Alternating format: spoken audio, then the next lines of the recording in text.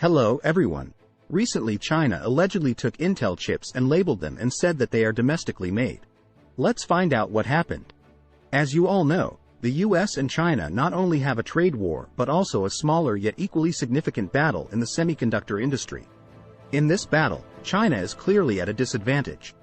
Currently, all chip manufacturing technologies in China are overshadowed by the US. This is not only due to the level of expertise and the control the US has over the production machinery but also because China has not given up on its ambition to develop its own semiconductors. Their goal is to make the country a superpower, and to achieve that, China must have independent control over the field of information technology. If they remain dependent on the US, China will always lag behind. Therefore, China has invested a lot of capital in research and development of semiconductor companies. These enterprises can be seen as favored, like a cherished child receiving funds for research, much like your family favoring your only grandson. Recently, a Chinese company named Power Leader unexpectedly introduced their first-generation chip called PowerStar P301105. With a clock speed of 3.7 GHz on a 14 nanometers process, it is considered a powerful chip for desktop computers. This news brought joy to the Chinese people, as they believed they were catching up with the US in chip production. However, when global technology enthusiasts examined this red-colored chip, they found it strikingly similar to Intel's i3 10105 chip. At first glance, they looked almost identical. If they weren't twins born in the same cosmetic surgery clinic, how could they have such a striking resemblance?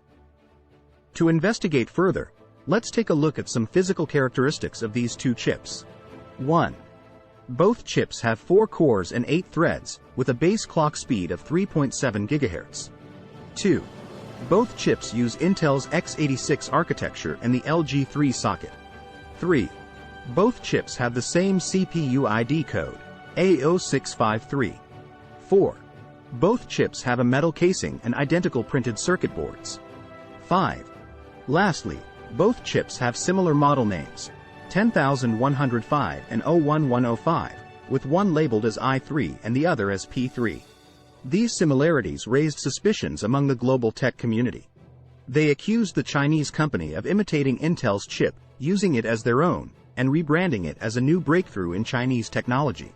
This suspicion is further reinforced by the fact that Power Leader, the company responsible for these chips, has no prior experience or expertise in chip design or manufacturing. They specialize in providing server products and desktop motherboards but lack the technical know-how for chip design and fabrication. So, where did these chips come from? How did Power Leader manage to produce them? Power Leader immediately denied all accusations and claimed that they collaborated with Intel to manufacture the chips. They stated that they had made improvements to an Intel product. However, they did not disclose the details of this collaboration or the technology transfer involved. Many people questioned why the origin of the chips was shrouded in secrecy. Could it be that Power Leader exaggerated its level of intervention in chip production to secure funding from the Chinese government?